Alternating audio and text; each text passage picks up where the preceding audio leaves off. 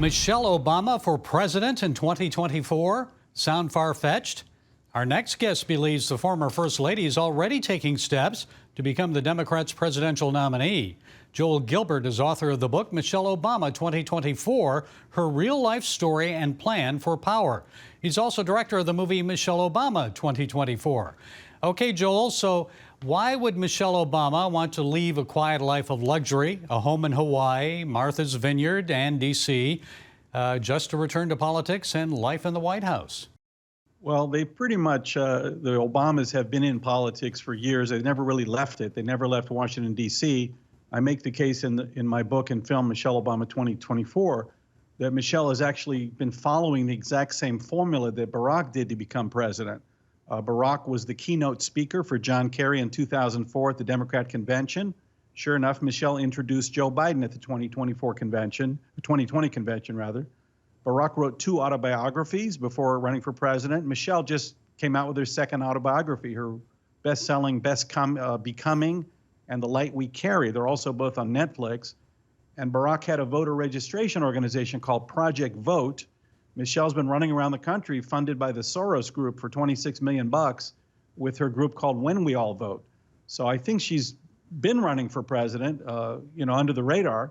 And I think the Democrat Party set it up for her. They moved the first primary out of Iowa, where she would have had to campaign in 100 counties, to South Carolina, where half the electorate of the Democrat primary voters are African American.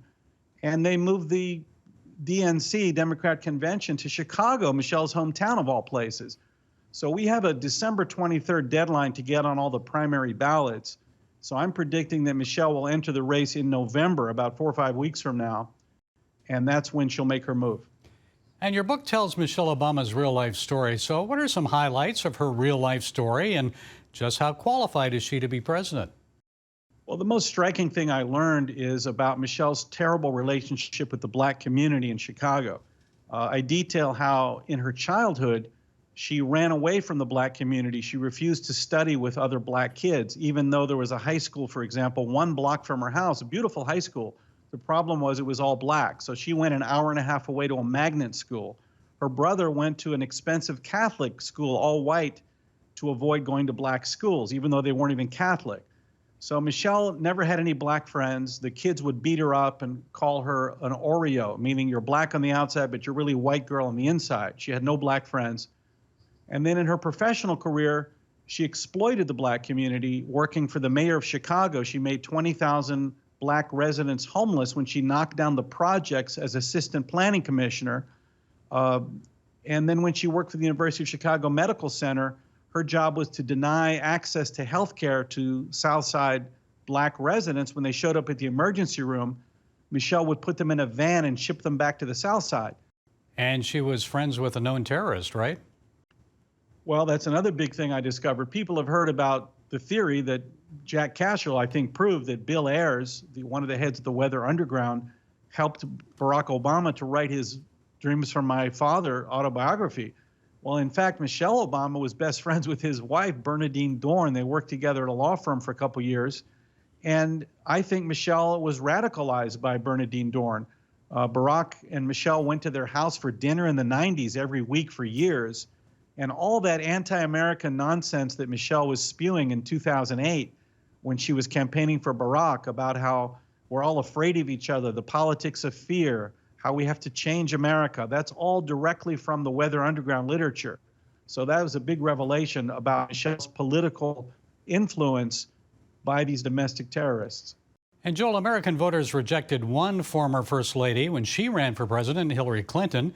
Joe Biden's already running. Polls show if the election were held today, Donald Trump would soundly beat Biden. So how about Michelle Obama? She's the most popular woman in the country. Would Democrats have a better chance of holding the White House with her as their candidate against Trump? Yeah, look, Michelle's had 15 years of all positive publicity, hundreds of magazine covers, hundreds of interviews. She's got these autobiographies. She has a huge following. She's been developing 100 million followers on social media. And she does have an emotional connection to millions of Americans, and especially the minority and women's groups that she's been working on for years. So she'd be a formidable candidate as opposed to Hillary, where people kind of hated her and were sick of her. Okay, how do you see this playing out then? It doesn't appear Biden's ready to step aside. So tell us a little bit about what your thoughts are. Yeah, look, Biden is a very unpopular politician. The Democrats don't want him. Everybody thinks he's too old. The down ballot Democrats are terrified that he'll bring down the ticket. So at this point, I don't even think Biden has to drop out, just like Ted Kennedy ran against Jimmy Carter. Biden, if he wants to be really stubborn, he can stay in the race all he wants. And Michelle will declare, I think, in November. She'll be way ahead in all the polls. And by the time they get to South Carolina for the first primary, she'll trounce Biden if he's still in the race. Don't forget, Biden came in 5th place in Iowa, 5th place in New Hampshire in 2020. It was only South Carolina, where Jim Clyburn helped him get out the African-American vote, that gave him one primary victory, and then everybody dropped out. So you can see kind of the fix was in for Biden for a number of reasons, but that's not going to be the case if Michelle is the nominee.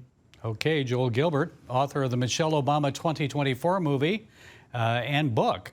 Thank you for joining us. We appreciate it.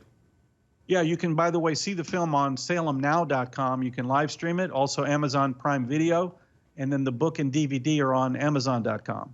Okay, thank you, Joel. Appreciate it. All right, thank you.